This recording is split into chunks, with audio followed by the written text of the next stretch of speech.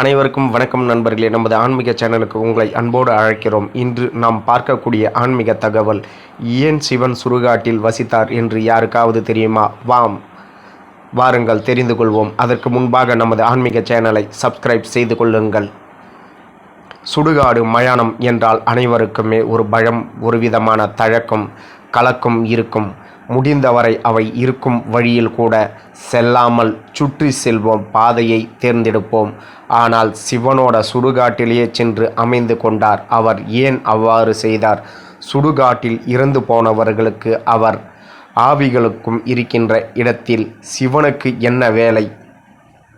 இன்று மனிதர்கள் பலரிடம் தீவிரம் இருப்பதில்லை.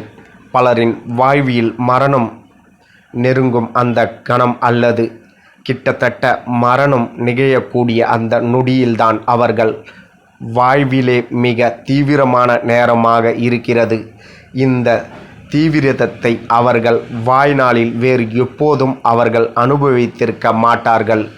அன்பு, நேசம், பாசம், காதல், சிரிப்பு, சந்தோஷம், சோகம், துக்கம் என எதிலும் அவர்களிடம் இந்த அளவிற்கு தீவிரம் தென்படுவதில்லை. மரணத்தை தவிர. இதனால்தான் சிவன் மயானத்தில் சென்றமர்ந்தார்.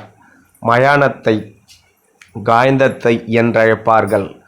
காழ என்றால் உடல், அந்தன் என்றால் முடிவு, அதாவது உடல் முடியும் இடம். கவனிக்க, இதை ஜீவனன் என்றும் சொல்லாமல் காயந்தத் என்று சொல்கிறார்கள். அதாவது இது உயிர் முடியும் இடம் அல்ல, உடல் மட்டும் முடியுறும் இடம். இந்த மண்ணில் இருந்து நீங்கள் எடுத்து சேர்த்த அனைத்தும் இங்கேயே விட்டுவிட வேண்டும். வாழ்பவர்களிடம் தேவையான அளவிற்கு தீவிரம் இருப்பதில்லை. நீங்களாக வாழும் வாழ்க்கை என்ற பெயரில் ஊரெல்லாம் நடக்கும் நாடகம் ஆகிய முட்டாள்தனங்களினால் அலுப்படைந்து சிவன் சர்மஸ்தில் அமர்ந்து ஊரெங்கும் நடக்கும் பலவற்றில் உண்மையாக நடக்கும் ஒன்றை ஒன்று, அதுவும் மயானத்தில்தான் நடக்கிறது. அதனால் சிவன் தன் இருப்பிடத்தை ஸ்மசனத்திற்கு, அதாவது மயானம் மாற்றிக்கொண்டார். ஸ்ம என்றால் சவம், இறந்தவரின் உடல். ஷான் என்றால் படுக்கை, வாழ்பவர்களின் மத்தியில் இருப்பது நேர விரயம் என்றுணர்ந்த சிவன் இறந்தவர்களின் உடல் இருக்கும் இடத்திற்கே வசிக்கச் சென்றார். எந்த இடத்தில் வாழ்க்கையின் அர்த்தம் மிக தெளிவாக விளங்குமோ அவ்விடத்திலே சிவன் அமர்ந்தார். நீங்கள் பயந்தால், கவரப்பட்டிருந்தாலோ, பிழைப்பே கவனமாக இருந்தாலோ, சுழ பாதுகாப்பு கவசத்திற்குள் வாய்ந்திருந்தாலோ இதில் அர்த்தம் இருப்பதாக உங்களுக்கு தோன்றாது. ஆனால் உண்மையான உணர்ந்தே ஆக வேண்டும் என்றால், உந்துதல் உங்களுக்கு இருந்தால், அப்போது இதில் அர்த்தம் பொறித்திருப்பவை நீங்கள் உணர்வீர்கள். சிவனை அழிக்கும் சக்தி என்று சொல்வார்கள். இது ஏதோ அவருக்கு உங்களை அழிப்பதில் அவ்வளவு ஆசை என்று அர்த்தமல்ல. மயானத்தில் அவர் உங்கள் உடல் அழிவதற்காக காத்து கொண்டிருக்க காரணம், ஒருவரின் உடல் அழியும் வரை அவரின் சுற்றாதாரருக்கு கூட மரணம் என்றால் என்ன என்பது தெளிவாக புரிவதில்லை. யாரேனும் ஒருவர் இறந்துவிட்டால் அவரின் நெருங்கியவர்கள் அவரிடம் உடல் மேல் அழுது புலம்பி முத்தம் வைத்து கட்டி அணைத்து எப்படியேனும் அவரை மீண்டும் உயிர் பிழைக்க செய்ய வேண்டும். இன்னும் ஏதேதோ செய்வார்கள். ஆனால் அந்த உடலில் நெருப்பு வைத்து விட்டால் அதன் அருகில் சென்று யாரும் நெருப்பை கட்டி அணைக்க முடிய மாட்டார்கள்.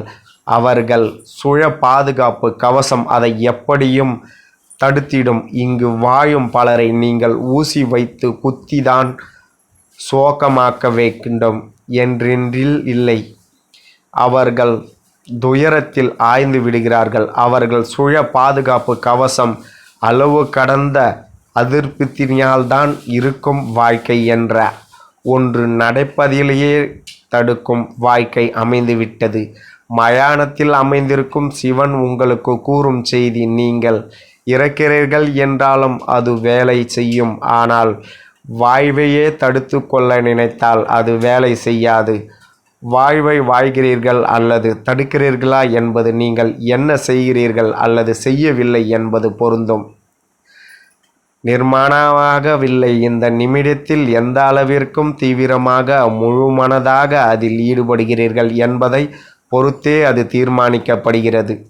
உங்களுக்குள் தேவையான அளவிற்கு தீவிரம் இல்லாமல் போனது. பிழைப்புதான் உங்களுக்கு முக்கியம் என்று நீங்கள் பதித்து கொண்டு விட்டால்தான் இந்த உடலில் 2 விதமான அடிப்படை சக்திகள் செயல்படுகின்றன. ஒன்று பிழைப்பை தூண்டுவது, மற்றொன்று எல்லையில்லாமல் பிரிவதற்கு உகந்தது. பிழைப்பை தூண்டும் சக்தி நீங்கள் முக்கியத்துவம் கொண்டிருந்தால் அது மிதமான தீவிரத்திலே உங்களை செலுத்தும். பிழைப்பு என்றால் பாதுகாப்பாய் ஜாக்கிரதையாக ஆபத்து நேரிடாமல் செயல்பட வேண்டுமே. ஆனால் இதுவே எல்லை இல்லாமல் விரிய நீங்கள் எண்ணிவிட்டால் உங்கள் முழு சக்தி ஒரு நோயாக அதிலேயே பாயும். வாழ்க்கை அதன் முழு தீவிரத்தில் நிகழும். எது நமக்கு சரியாக புரியவில்லையோ அதுதான் நமக்கு பயத்தை கொடுக்கும். பயத்திற்கு கட்டுப்பாட்டால் பாதியோ அல்லது அதற்கு குறைவாகவோ வாழ்க்கைதான் வாழ முடியும்.